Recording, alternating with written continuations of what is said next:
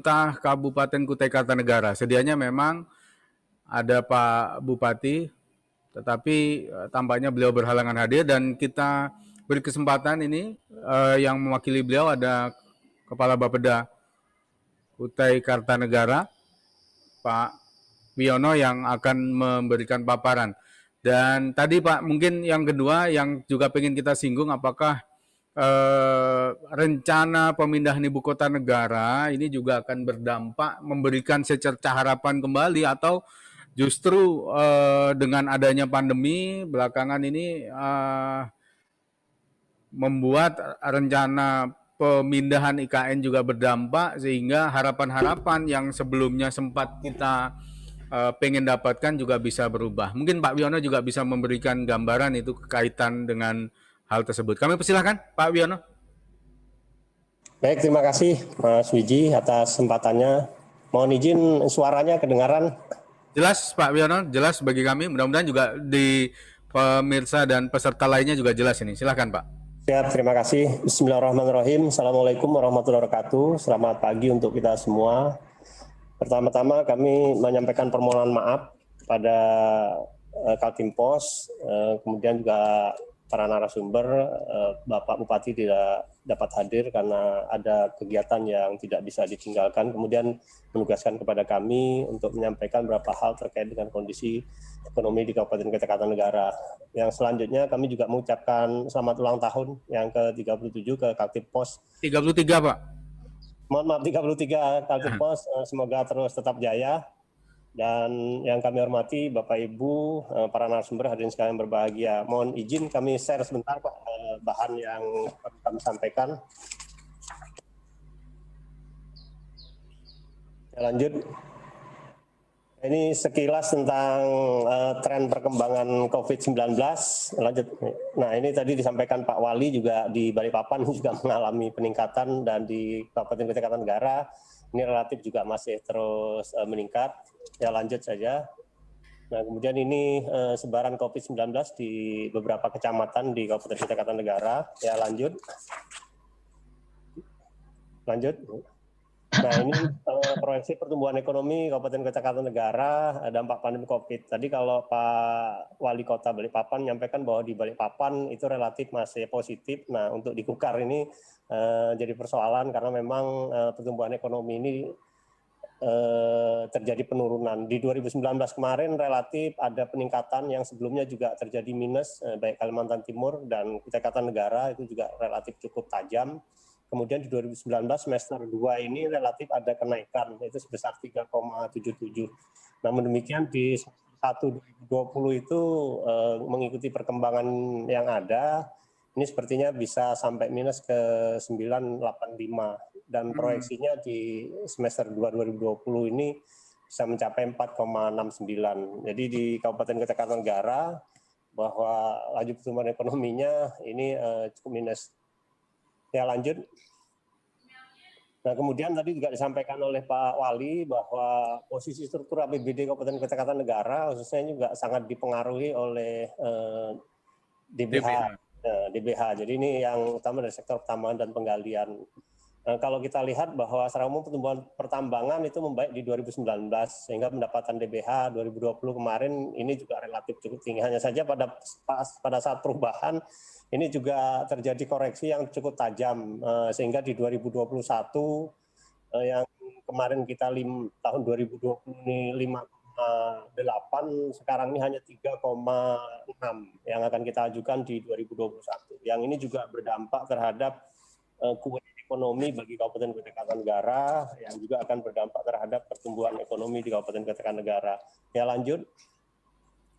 Nah, ini dampak COVID-19 terhadap sektor formal dapat kami sampaikan. Untuk sektor formal ini perkebunan itu ada 4 perusahaan, kemudian konstruksi ada 1, kemudian sektor pertambangan ini 33, sehingga jumlah perusahaan yang melaporkan tidak beroperasi itu ada sekitar 38. Nah, kemudian ini terkait dengan tenaga kerja ini juga cukup lumayan, itu jumlah tenaga kerja dirumahkan itu ada 1.592, kemudian jumlah tenaga kerja ter-PHK itu 202, kemudian total tenaga kerja terdampak itu sekitar 2.294. Lanjut. Nah, ini bagaimana pemerintah daerah di 2020 terkait dengan penanganan COVID. Nah, pada saat awal kemarin penganggaran di pertama, itu dana BCT kita itu hanya sekitar 10 miliar. Nah, ketika terjadi COVID ini, kita melakukan alokasi itu sampai 129 miliar, yang terbagi ke dalam 3 bidang, yaitu kesehatan, ekonomi, sosial. Di mana bidang kesehatan ini memang mendapat porsi yang paling besar, sekitar 50%, kemudian bidang ekonomi ini 16, kemudian bidang sosial 34%. Lanjut. Nah, ini total anggaran yang diserap oleh masing-masing bidang tadi untuk penyerapan hingga saat ini sekitar 93,14%. Untuk bidang sosial 98, kemudian bidang ekonomi 97, dan bidang kesehatan 88. Lanjut. Nah, ini beberapa bidang, artinya kegiatan-kegiatan yang mensupport terkait dengan penanganan COVID-19, mulai dari penyediaan sarana prasarana sampai kepada pelayanan operasional lainnya. Ya, lanjut saja. Nah, ini bidang kegiatannya, lanjut saja. Nah, ini bidang ekonomi, ini kita berapa distribusi kebutuhan dasar pangan sebesar 1,2, termasuk juga pada saat kemarin kita membebaskan pembiayaan rekening PDAM itu sampai sekitar 18,7. Ya, lanjut. Nah, ini kita juga memberikan belanja bahan pangan pokok, kemudian juga belanja pendampingan makanan pokok itu sekitar sampai 32 miliar dan 11 miliar. Sehingga jumlah KK yang sudah kita bantu itu sekitar 65.231 KK. Nah, ini upaya-upaya untuk bagaimana mempertahankan mereka supaya bisa tetap eksis di kondisi yang pandemi COVID ini. Ya, lanjut. Nah, ini yang menjadi salah satu persoalan di Kukar juga terkait dengan gambaran tingkat pendidikan pekerja dan pengangguran Kutai Kartanegara. Jika kita lihat dari data yang ada ini, itu Kutai Kartanegara didominasi oleh pendidikan SMA. Nah, ini sangat besar, baik tenaga pendidikan yang bekerja maupun pengangguran. Nah, harapan kami kepada pemerintah provinsi, ini nanti mohon dukungan juga untuk bagaimana bisa meningkatkan kualitas SDM kita ini. Tadi sudah disampaikan oleh Mas Wiji bahwa ini terkait dengan IKN. Nah, kami juga sampaikan sekilas terkait dengan IKN.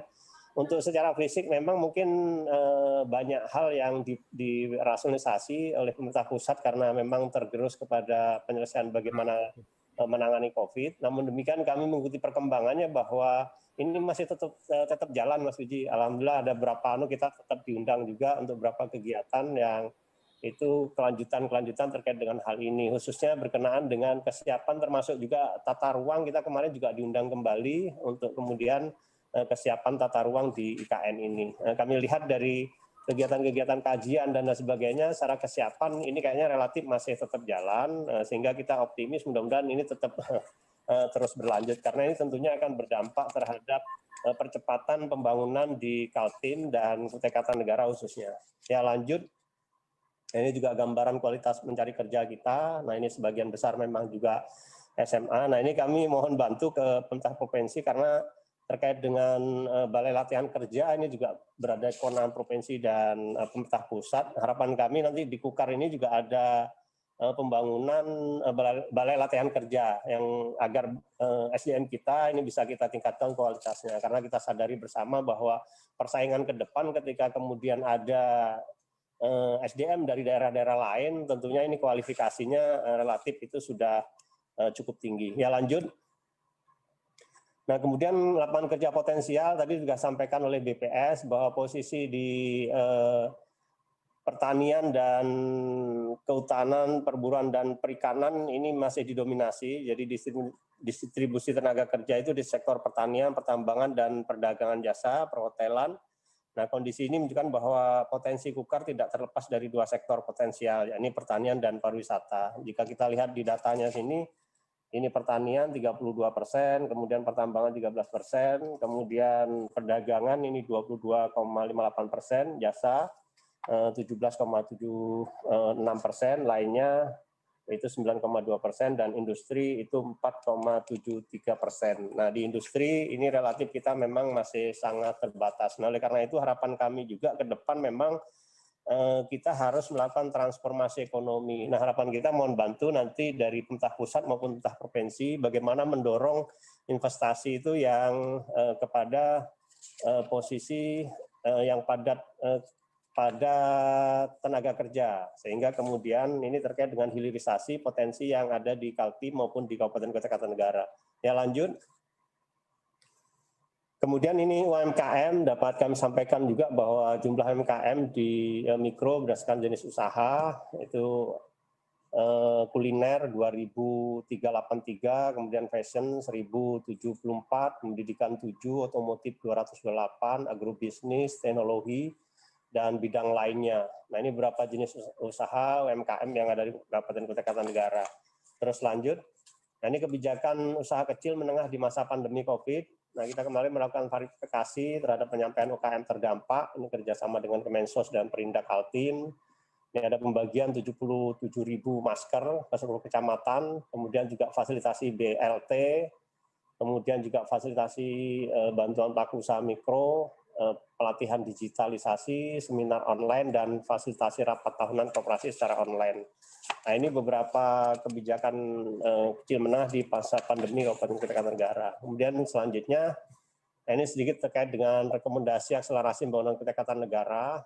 Yang pertama ini penguatan potensi ekonomi.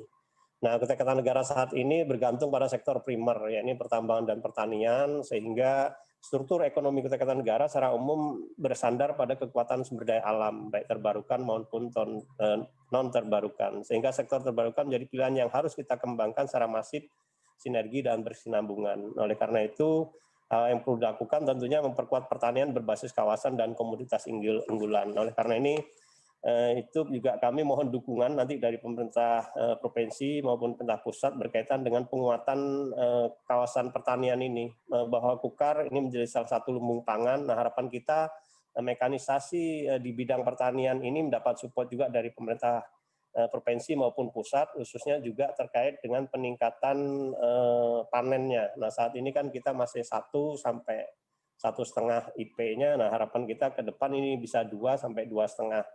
Kemudian juga yang kedua, mengembangkan sektor industri, pengolahan berbasis pertanian sebagai pendorong kekuatan ekonomi yang terintegrasi. Saat ini kami juga lagi membangun sentra industri rumput laut, yang ini juga orientasinya ke ekspor, itu di Kecamatan Morabada. Nah, nanti kami juga mohon dukungan kepada pemerintah provinsi terkait dengan pengembangan ini, karena kita punya potensi yang cukup besar. Nah, harapan kita ini bisa kita kembangkan bersama-sama, tidak hanya oleh pemerintah kabupaten, tapi juga dukungan dan support dari pemerintah provinsi maupun pemerintah pusat. Kemudian yang ketiga juga penyediaan fasilitas pengembangan SDM. Nah, dalam hal ini itu tadi kita berharap bahwa Kukar ini juga setidaknya nanti bisa dibangunkan berkenaan dengan pusat pengembangan latihan atau balai latihan kerja lah yang ada di Kabupaten Kota Kartanegara. Karena di Kukar di sini relatif ini kita belum punya. Di satu sisi bahwa persaingan terhadap SDM ini relatif cukup berat, dan semakin hari tentunya akan semakin banyak tenaga-tenaga kerja terlatih dari daerah lain yang masuk ke Kukar berkaitan dengan penetapan IKN ini. Nah, oleh karena itu kami sangat mohon bantuan kepada pemerintah provinsi dan pusat bagaimana mendorong balai latihan kerja ini berada di Kabupaten Kota Kartanegara. Kemudian yang berikutnya juga membangun jejaring distribusi dan pemasaran. Kemudian penguatan peran swasta dan kolaborasi pembiayaan. Nah, ini secara umum sudah kami sampaikan tadi, bagaimana investasi yang padat untuk ketenaga kerjaan sesuai dengan potensi yang ada di kita. Nah, selama ini untuk turunan dari produk-produk yang ada di Kukar maupun di Kaltim ini relatif belum ada. Harapan kita, karena ini kewenangannya sebagian besar di pemerintah provinsi dan pusat, harapan kita ini bisa kita kolaborasikan bagaimana investasi ini mendorong kepada penyerapan tenaga kerja dengan potensi unggulan di masing-masing daerah. Mungkin ini beberapa hal yang dapat kami sampaikan dalam kesempatan ini. Kami mohon masukan saran juga bagaimana Kukar ke depan ini bisa lebih maju lagi, khususnya juga menghadapi IKN yang akan datang. Demikian Mas Wiji. Baik. Terima kasih, mohon maaf. Wassalamualaikum warahmatullahi wabarakatuh. Waalaikumsalam warahmatullahi wabarakatuh. Ya, Pak Wiono, Kepala Bapeda Kutai Kartanegara sudah menyampaikan paparannya. Artinya juga banyak hal yang sudah dilakukan untuk memacu akselerasi pembangunan selama masa pandemi, dan ada secercah harapan juga di tahun 2021 selain perbaikan dari sisi kebijakan ekonomi, memang IKN diharapkan juga akan memberikan dampak untuk pembangunan Kutai Kartanegara.